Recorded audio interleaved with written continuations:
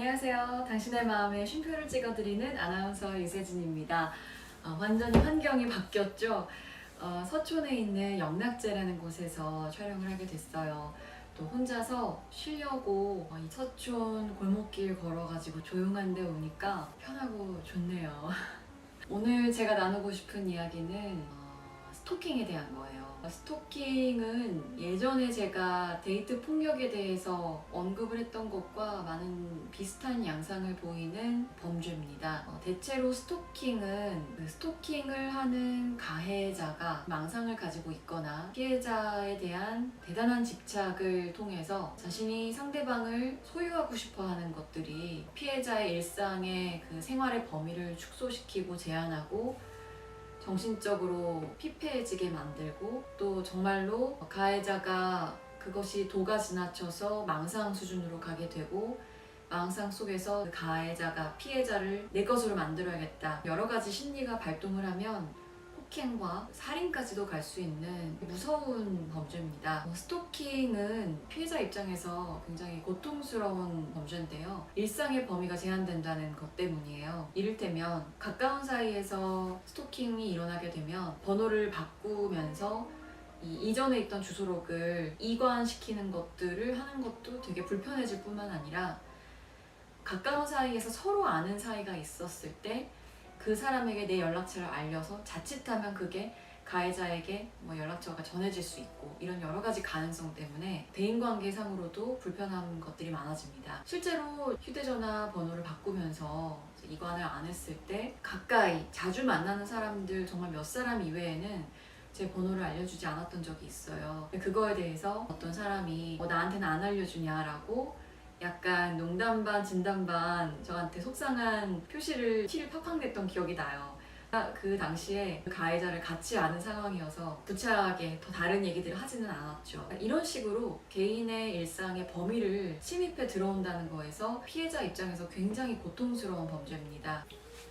보통 스토킹의 양상은 가해자가 대상으로 삼고 싶은 어떤 상대방, 이게 남녀 불문 가해자가 남자가 되기도 하고 여자가 되기도 하는데 비율적으로 남성이 많다는 것을 바탕으로 그냥 남성이라고 얘기를 해볼게요. 근데 이제 남성이 피해자 여성을 친밀하게 생각하고 싶은 거예요. 그런데 그 여성이 나에게 하는 반응이 정말 그 여성이 나를 좋아해서 하는 반응인지를 잘 분간을 못하고 계속 착각을 하고 때로는 망상에 의해서 그게 사실이라고 믿어버리는 경우가 생깁니다. 예를 들면 이런 거예요. 제가 피해자 여성이라고 해보고 그 남성이 그냥 서로 아는 사이에서 잘 지내? 어떻게 지내? 이렇게 했을 때 아는 사이라면 잘 지내? 너도 잘 지내? 이 정도는 할 수 있겠죠? 그런데 그냥 그 정도의 안부 인사라고 생각을 못하고 반응을 하는 것 자체가 이 여성이 나를 좋아하는 거다 라고 계속적으로 생각을 심화시키는 거죠. 반응하는 것 자체를 나에 대한 호감이라고 생각하면서 그 반응을 이끌어내는 것만으로 계속 자극을 상대방에 가합니다. 근데 피해자 입장에서 그게 전혀 호감이다? 이렇게 받아들이지 않는 이상 그거는 시간적인 침해이기도 하고 정신적으로 계속 침해해야 하는 거기도 하고 때로는 물리적으로 그 사람이 내 집 밖에 갑자기 있다든가 어디에서 어디까지 동선을 이동하는지를 안다든가 이런 여러 가지를 통해서 물리적인 상황까지 안다면 신체적인 자유도 제한을 받는 거겠죠. 가해자 입장에서는 그 사람을 자신의 틀 안에 가두기 위해서 이런저런 시도를 합니다. 심한 경우에는 집 앞에 찾아가서 너 어제 그렇게 했던 거 나 좋아해서 그런 거였잖아. 아니면 너가 지나가면서 웃었는데 실제로는 그냥 지나가면서 맞은편에 있는 여사친이 안녕해가지고 이렇게 웃었을 수도 있고 아니면 스토킹 범죄를 저지르는 사람들의 많은 경우 대상과 친밀하게 지내고 싶은 니즈가 있을 때가 있습니다. 그게 아니고 정말 상대방에게 피해를 끼치고 싶은 악의적인 경우도 있겠죠. 근데 대상에 대한 니즈라는 것은 내가 충분하게 어떤 사람과 친밀해보거나 사귀거나 사랑을 나눠본다든가 이런 경험이 없을 때 가상에서 상상 속의 인물을 설정해놓고 그 사람과 관계를 맺고 싶은 욕구들이 아주 불건강하고 타인에게 피해를 끼치는 방식으로 일어나는 거거든요. 근데 이 대상에 대한 니즈를 채워야 하기 때문에 가해자가 이제 피해자 A와 B가 있다고 쳤을 때 이 피해자에게 뭔가가 통하지 않는다고 했을 때 B라는 사람한테로 스토킹적인 접근을 옮겨가는 전위적인 양상을 보일 때가 있습니다. 상대방이 나한테 피해를 가한다 싶으실 때 단호하게 대처하실 필요가 있는데요. 근데 이제 가해자 유형에 따라서 어떻게 대처해야 되는지도 조금씩 양상이 다릅니다. 소시오패스적으로 사회적인 나의 위치라든가 지위 같은 것들에 민감한 사람이라고 한다면 그 사람에게 그런 것들에 내가 너한테 법적으로 단호하게 나갈 수 있다. 이런 실질적인 행정적 처분에 대한 얘기들을 하실 필요가 있고요.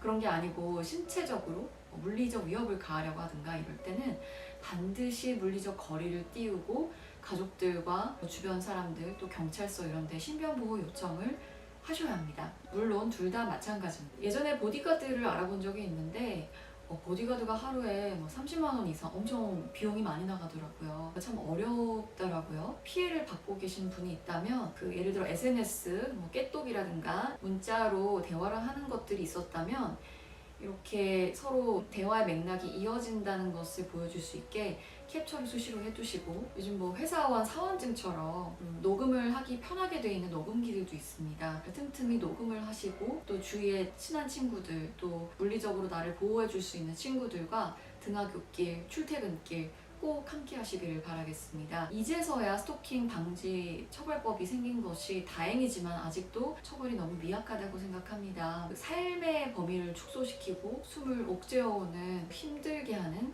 범죄이기 때문에 더 필요한 부분들은 제가 화면으로 정리를 해서 공유하도록 하겠습니다.